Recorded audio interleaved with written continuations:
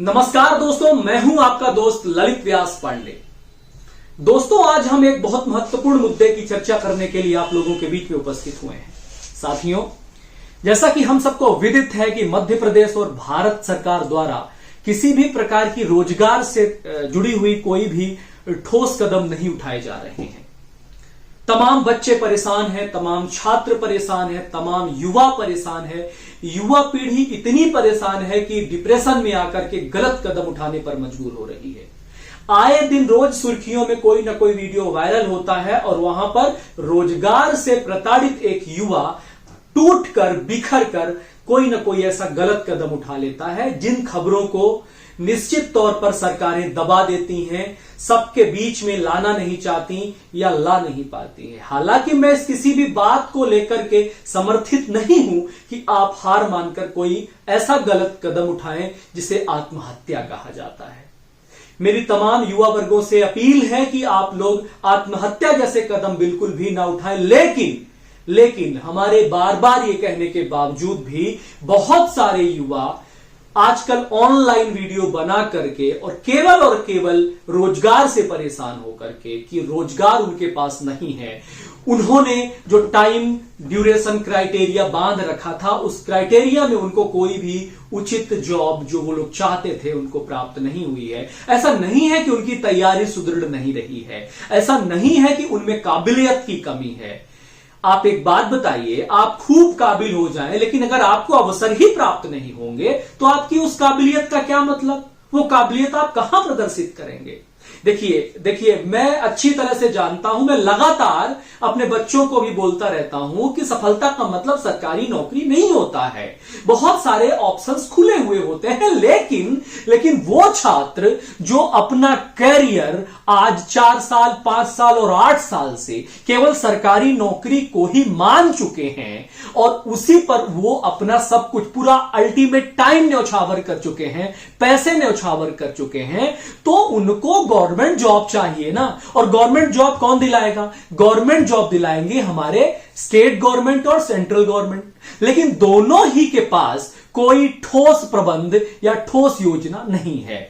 चुनाव आते हैं, हर प्रकार के दल में किसी विशेष दल पर बिल्कुल आक्षेप नहीं लगा रहा हूं, प्रहार नहीं कर रहा हूं, लेकिन जब चुनाव आते हैं तो सभी प्रकार के दल, जितने भी दल हैं, बड़े बड़े वादे करते हैं, युवाओं को लेकर आगे बढ़ने की वादे करते हैं और उसके बाद वो अपने तोड़जोड़ में इतना लुप्त हो जाते हैं कि उन्होंने क्या वादे किए थे उस बात को लेकर के उनके पास कोई ठोस योजना नहीं होती है। आप लोगों को मैं स्पष्ट रूप से आज कहना चाहता हूं, बताना चाहता हूं, सबसे बड़ी बात, किसी भी पार्टी का कोई सपोर्ट नहीं हो रहा है। यहां पे किसी को यहां बचाया नहीं जा रहा है। हमें इस बात से कोई लेना देना नहीं है कि कुर्सी पर कौन से दल स्थापित होते हैं।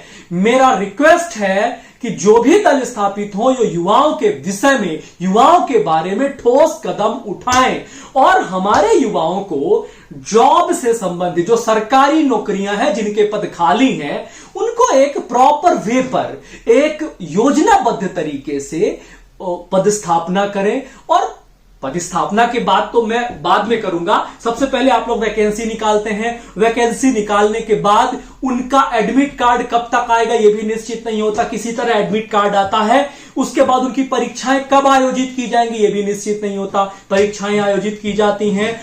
परीक्षा आयोजित करने के दौरान आपके द्वारा सेट किया गया सेट पेपर कितना करेक्ट है इसकी भी कोई गारंटी नहीं होती है।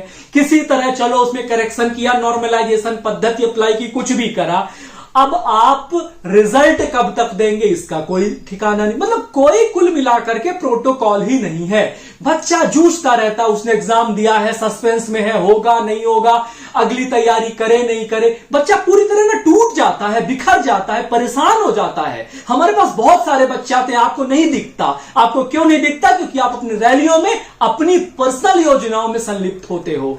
बच्चों की ना जो मुख्य समस्या है ना, हम टीचर्स लोग महसूस करते हैं। हमारे पास बच्चे हर किस्म के होते हैं, हम उन्हें हर प्रकार से सांत्वना देने की कोशिश करते हैं, उन्हें बिखरने से, टूटने से बचाने का प्रयत्न करते रहते हैं, हर प्रकार से कोशिश करते हैं, आपका सपोर्ट करते हैं कि कोई बात नहीं, आप अध्ययन करो, अपनी तैयारी दुरुस्त करो, एक दिन आपको जॉब मिलेगी। मैं अभी सबको बताना चाहता हूं, सबको बताना चाहता हूं, और सब लोग जानते भी हैं, और ये बात सरकारों तक पहुंचनी चाहिए। देखिए मेरे पास लिस्ट है, आपने मध्य प्रदेश गवर्नमेंट ने कांस्टेबल 1 साल से लंबित है, फॉर्म भर चुके हैं, बच्चे प्रताड़ित हैं इस बात को लेकर के कि सस्पेंस में जी रहे हैं, कब उनका परीक्षा होगा, कब रिजल्ट आएगा और कब उनको सिलेक्शन मिलेगा भी कि नहीं मिलेगा, इसकी कोई गारंटी नहीं है।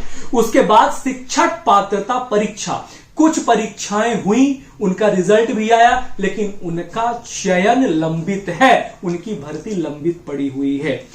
शिक्षकों ने वर्ग 3 वालों ने फॉर्म भरा, आज 2 साल हो गए, उनकी एग्जाम की डेट आज तक आप लोग सुनियोजित तरीके से घोषित नहीं कर पाए हैं। और देखिए मैं आपको बताऊं, जेल प्रहरी 2 साल से, जेल प्रहरी की जो वैकेंसी है 2 साल से ऑन द वे है। अभी किसी तरह से बच्चों का फिजिकल हुआ है, पर उसकी मेरिट लिस्ट कब तक आएगी उसका कोई ठिकाना नहीं है, उन पर नियुक्तियां कब तक होंगी इसका कोई भरोसा नहीं, कब तक झेलेगा, कब तक युवा इतना दबाव झेलेगा। आप लोगों ने बड़ी मुश्किल से 3 परीक्षाएं अभी आयोजित कराई, नर्सिंग स्टाफ की, कृषि अधिकारी की, उप समूह वर्ग 4 की। आप बताइए, आपका सिस्टम इतना लचीला है कि पेपर लीक हो जाते हैं, सॉफ्टवेयर लीक कर दिया लोगों ने, और आपने इन तीनों परीक्षाओं को ले देकर के कैंसिल कर दिया। अब अगला पेपर कब तक बनेगा, पेपर की डेट कब आएगी, कब रिजल्ट आएगी, तो भगवान ही मालिक है। यानी कि कुल मिलाकर के बच्चों को लेकर के, युवाओं को लेकर के आपके पास कोई ठोस योजना नहीं है। अन्य चीजें हैं, विकास अपन चिल्लाते हैं, सभी लोग चिल्लाते हैं, लेकिन जो मुख्य विकास है हमारे देश की युवा पीढ़ी, आपको पता है इन तमाम चीजों की वजह से ना बच्चा परेशान होकर सिर्फ गलत कदम ही नहीं उठाते हैं, बच्चे अवसाद का शिकार होने के बाद अलग अलग नसों की गिरफ्त में आ रहे हैं। यही वजह है कि प्रदेश में और देश में लगातार ड्रग सप्लाई बढ़ रही है।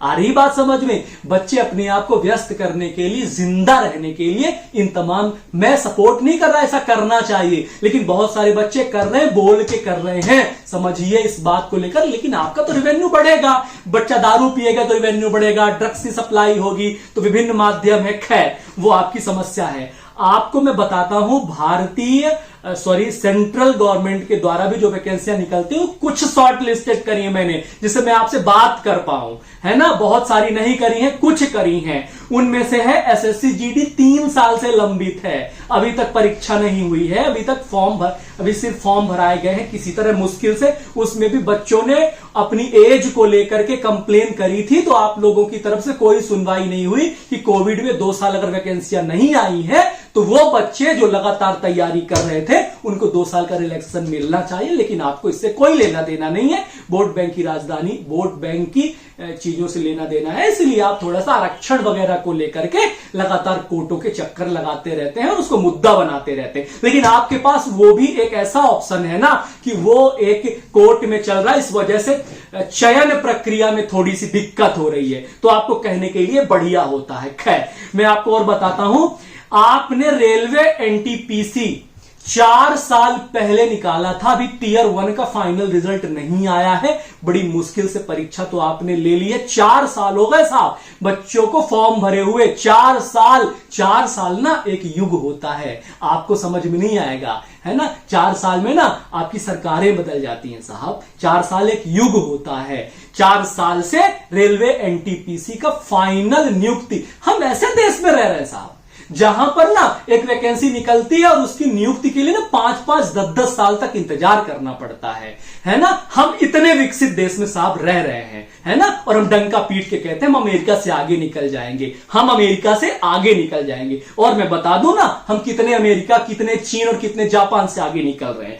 और मैं बता देता हूं, एसएससी हेड कांस्टेबल ना 4 साल से परीक्षा होकर के उसके रिजल्ट, उसका फिजिकल वगैरह देकर के ना बच्चे अभी भी इंतजार कर रहे हैं कब इसका फाइनल रिजल्ट आएगा। जेल प्रहरी 2 साल से भी बड़ी मुश्किल से ना क्या हुआ है, इनका फिजिकल हुआ है, लेकिन रिजल्ट की कोई गारंटी नहीं है। तो इस प्रकार से ना और बहुत सारे हैं, कई हैं जो आपको ना लगातार अगर हम बताएंगे ना तो कम से कम घंटों की वीडियो भी कम पड़ जाएगी। मेरा निवेदन ये। अच्छा दूसरा, ये जो बेरोजगार युवा संघ के कुछ ठेकेदार लोग हो ना, तो आप लोग ना थोड़ा प्रॉपर तरीके से प्लान बनाया करो। प्लान बनाने के बाद लीगल तरीके से, है ना, अपन डायरेक्ट सिस्टम से भिड़ भी नहीं सकते, क्योंकि इनके पास पावर होती है। हमें पता है, हमारे बहुत सारे मित्रों की इतनी धुलाई हुई है ना। अभी एक हफ्ता डेढ़ हफ्ता पहले जो भोपाल में बेरोजगार संघ, शिक्षक संघ द्वारा जो आंदोलन किया गया था ना, इतने बुरी तरीके से वो आंदोलन कुचला गया है ना, और पता नहीं कौन कौन सी धाराएं लगा दी हैं आप लोगों ने।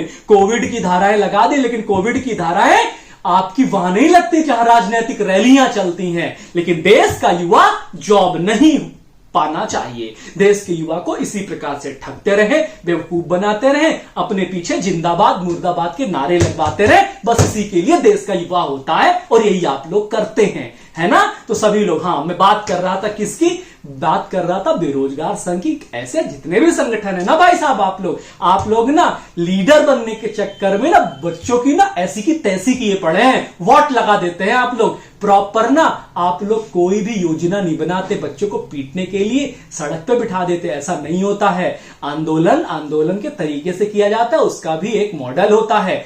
आप अथॉरिटी पर्सन से पहले परमिशन लीजिए, परमिशन लेने के बाद कोई एक ग्राउंड लीजिए जहां जो यातायात है, रोजमर्रा की चीजें हैं ना, वो भी प्रभावित नहीं हो, और वहां पर बैठकर एक प्रॉपर तरीके से, गांधी जी भी सत्याग्रह करते थे, लेकिन तरीके से करते थे। आप लोग भी करें, हम लोग भी सम्मिलित होंगे, हम लोग और जोर शोर से सम्मिलित होंगे, और सभी लोग साथ देंगे, तब जाकर के कहीं। और दूसरी बात मैं सबसे कहना चाहता हूं, हम्बली रिक्वेस्ट करना चाहता हूं, जितने भी शिक्षाविद हैं, समस्याओं पर बात करने से काम नहीं होगा। समस्याओं के समाधान का एक बेसिक मॉडल लेकर के आइए। जब समस्याओं का एक बेसिक मॉडल लेकर के आएंगे ना, तब लोग भी सुनेंगे कि नहीं, इनके पास समस्या नहीं, इनके पास समाधान भी है। और आप समस्या और समाधान दोनों लेकर के जब सामने बैठेंगे ना, तो आपकी बात सुनी जाएगी, रखी जाएगी। इसलिए मेरी तमाम शिक्षाविदों से ये रिक्वेस्ट है कि आप लोग बेरोजगार से संबंधित एक शिक्षाविदों का पैनल बुलवाइए, जहां पे लोग बैठे और अपने अपने मॉडल पर बात करें, और वो मॉडल हम गवर्नमेंट के पास पेश करेंगे। उसका मुखिया कोई भी हो जाना, श्रेष्ठता की जंग नहीं है। तब जाकर के हमारे देश में जो सबसे बड़ी समस्या है बेरोजगारी, उसका एक प्रॉपर मॉडल तैयार हो सकेगा। स्किल इंडिया है, ये इंडिया है, वो भैया ये सारी चीजें ना कागजों पर अच्छी लगती हैं, उसके प्रैक्टिकल गवाह हम लोग हैं। कितने लोग ना स्किल इंडिया के हिस्से हो गए, या कितने फर्जी नाम लिख करके रजिस्टर्ड हो गए, है ना। तो इसीलिए श्रीमान जो भी अथॉरिटी पर्सन है, अगर हमारी बात आप तक पहुंच रही है तो इन बातों को ध्यान रखिए। बच्चों के भविष्य के साथ खिलवाड़ मत करिए। ये बच्चे देश के भविष्य निर्धारक हैं, यही चल के आगे आपके साथ कंधे से कंधे मिलाकर चलने वाले हैं। इनके साथ खिलवाड़ मत करिए। आपके अपने बच्चे हैं, या आपकी अपनी आवाम है, इन्हीं पर आपको रूल करना है, इन्हीं पर आपको शासन करना है। जब आपका युवा बेरोजगारी की गलियों में भटकते भटकते तबाह हो जाएगा, खत्म हो जाएगा, किस पर रूल करेंगे आप लोग सोचिए। बहुत गंभीर मसला है। हम नहीं जा सकते अमेरिका से आगे, जापान से आगे, चाइना से आगे, क्योंकि हमारा मॉडल बहुत कमजोर है। भारत माता की जय, वंदे मातरम हम बोलते हैं, हम गर्व से कहते हैं हम हिंदुस्तानी हैं, लेकिन हम ये भी कहते हैं शर्म से कि हमारे देश में, हमारे प्रदेश में ऐसा कोई मजबूत मॉडल नहीं है जिसे हम गर्व से सीना चौड़ा करके कह सके कि हमारे देश में बच्चों का, युवाओं का बेरोजगारी से निपटने का ये मजबूत मॉडल है। केवल घोषणाएं और जुमले करने से काम नहीं चलेगा। मेरा वक्तव्य राजनीतिक बिल्कुल नहीं है, मैं सबको बोल रहा हूं, और सबके रोकटे नहीं खड़े हुए ना, सारे लोग जग नहीं गए ना, है ना। तो इसके बाद आपको कभी अवसर नहीं मिलेगा।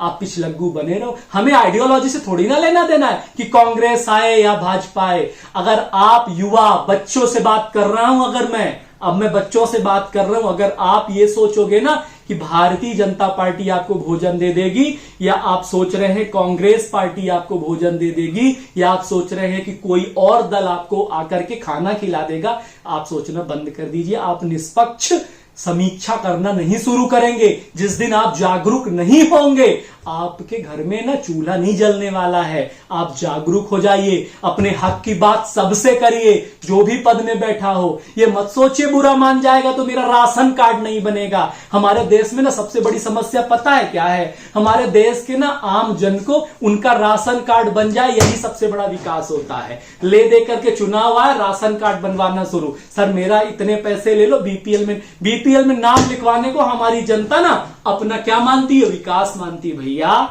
आप लोग ना थोड़ा सा समझ जाइए कि ये कितना बड़ा ड्रामा आपके साथ खेला जा रहा है। आपके दिमाग को गुलाम बनाया जा रहा है, अपने अनुसार आपके दिमाग को चलवाया जा रहा है। इसलिए ध्यान दीजिए, सभी लोग जागरूक हो जाइए, जागरूक सतर्क हो जाइए, चौकन्ने हो जाइए कि आपके साथ बहुत बड़ा गेम खेला जा रहा है। बच्चों के साथ, आपके बच्चों के भविष्य के साथ खिलवाड़ किया जा रहा है।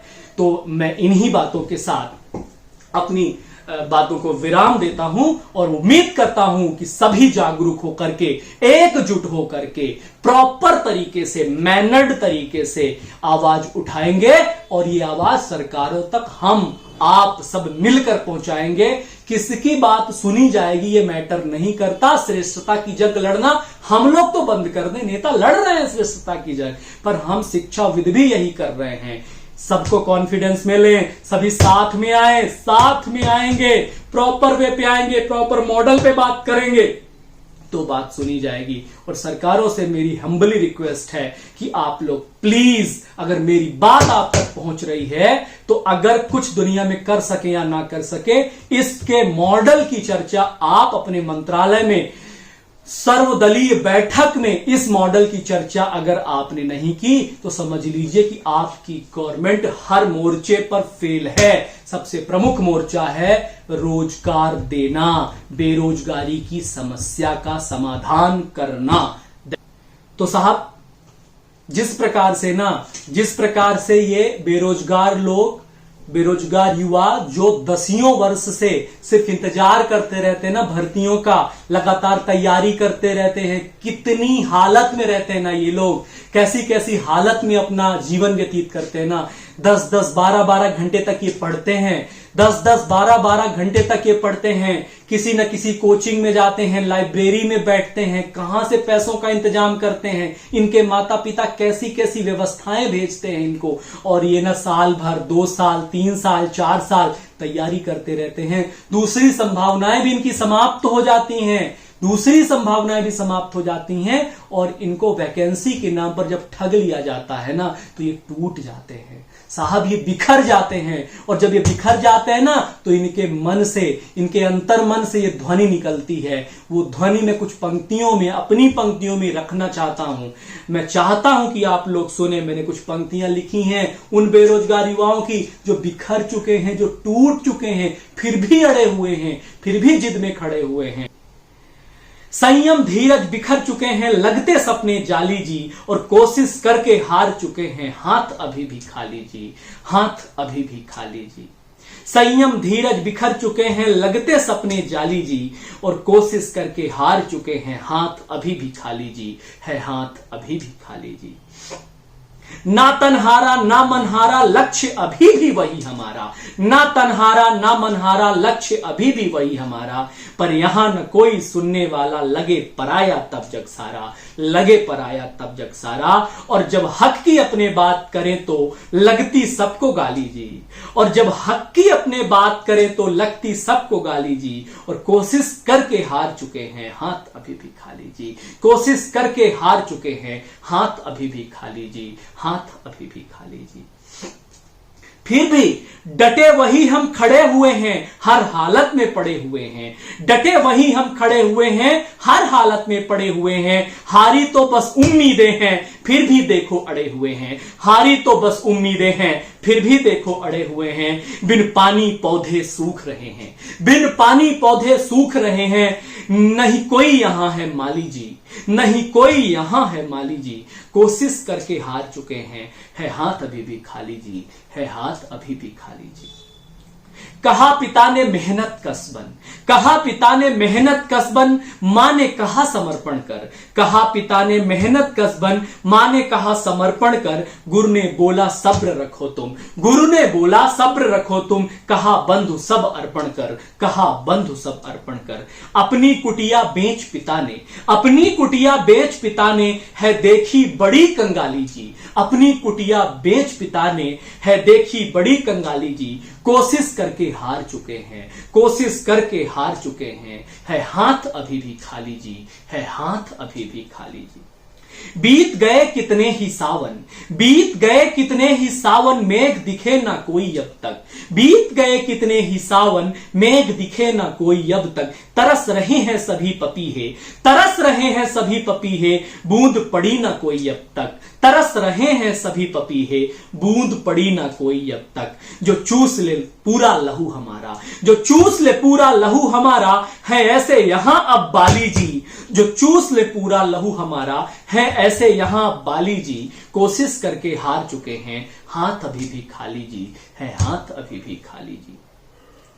पड़े थे छींटे जब चुनाव थे, पड़े थे छींटे जब चुनाव थे, कुछ बादल भी गरजे थे, पड़े थे छींटे जब चुनाव थे, कुछ बादल भी गरजे थे, सन गई मिट्टी सब चुनाव में, सन गई मिट्टी सब चुनाव में, जब वे बादल गरजे थे, सन गई मिट्टी सब चुनाव में, जब वे बादल गरजे थे, हो जाते गायब संग चुनाव, हो जाते गायब संग चुनाव, ये है जादूगर बंगाली जी, हो जाते गायब संग चुनाव, है ये जादूगर बंगाली जी, कोशिश करके हार चुके हैं, हाथ अभी भी खाली जी, है हाथ अभी भी खाली जी। अब मरे पपीहे तड़पे पंछी, अब मरे पपीहे तड़पे पंछी, संख्या ही तो लिख देना है, अब मरे पपीहे तड़पे पंछी, संख्या ही तो लिख देना है।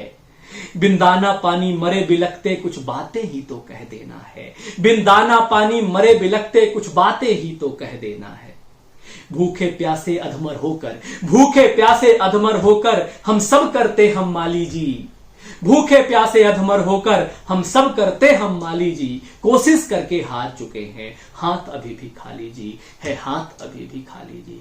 संयम धीरज बिखर चुके हैं, संयम धीरज बिखर चुके हैं, लगते सपने जाली जी, और कोशिश करके हार चुके हैं, हम कोशिश करके हार चुके हैं, है हाथ अभी भी खाली जी, है हाथ अभी भी खाली जी। बहुत बहुत धन्यवाद, बहुत बहुत शुक्रिया। मुझे उम्मीद है कि हमारी ये कविता के माध्यम से बेरोजगार युवाओं का दर्द सरकारों के कानों तक अवश्य पहुंचेगा, और मुझे पूरी उम्मीद है कि सरकारें कुछ सकारात्मक कदम इन बेरोजगार युवाओं के लिए जरूर उठाएंगी। बेरोजगार से संबंधित एक रचना हमारी और है जो आपके सामने हम रखना चाहते हैं। सन्नाटा पसरा है कब से, सन्नाटा पसरा है कब से, इन रोजगार की गलियों में तरुणाई बेबस घूम रही है, इन रोजगार की गलियों में। सन्नाटा पसरा है कब से, इन रोजगार की गलियों में तरुणाई बेबस घूम रही है, इन रोजगार की गलियों में। सरकारें आती जाती हैं, सरकारें आती जाती हैं इन रोजगार की गलियों में, और सपने खूब दिखाती हैं इन रोजगार की गलियों में, सपने भी खूब दिखाती हैं इन रोजगार की गलियों में। सब कुर्सी कुर्सी खेल रहे हैं, सब कुर्सी कुर्सी खेल रहे हैं इन रोजगार की गलियों में, इनका कोई ध्यान नहीं है इन रोजगार की गलियों में, इनका कोई ध्यान नहीं है इन रोजगार की गलियों में। उम्मीद के बादल सूख गए हैं, उम्मीद के बादल सूख गए हैं इन रोजगार की गलियों में, और उम्र की सीमा लांघ गए हैं इन रोजगार की गलियों में, उम्र की सीमा लांघ गए हैं इन रोजगार की गलियों में। मां बाप आस लगाए बैठे, मां बाप आस लगाए बैठे इन रोजगार की गलियों में, बच्चे भी मां बाप बन गए इन रोजगार की गलियों में, बच्चे भी मां बाप बन गए इन रोजगार की गलियों में। भूख प्यास परिधान लुट गया, भूख प्यास परिधान लुट गया इन रोजगार की गलियों में, रोटी कपड़ा मकान बिक गया इन रोजगार की गलियों में, रोटी कपड़ा मकान बिक गया इन रोजगार की गलियों में। सन्नाटा पसरा है कब से इन रोजगार की गलियों में, तरुणाई बेबस घूम रही है इन रोजगार की गलियों में, इन रोजगार की गलियों में।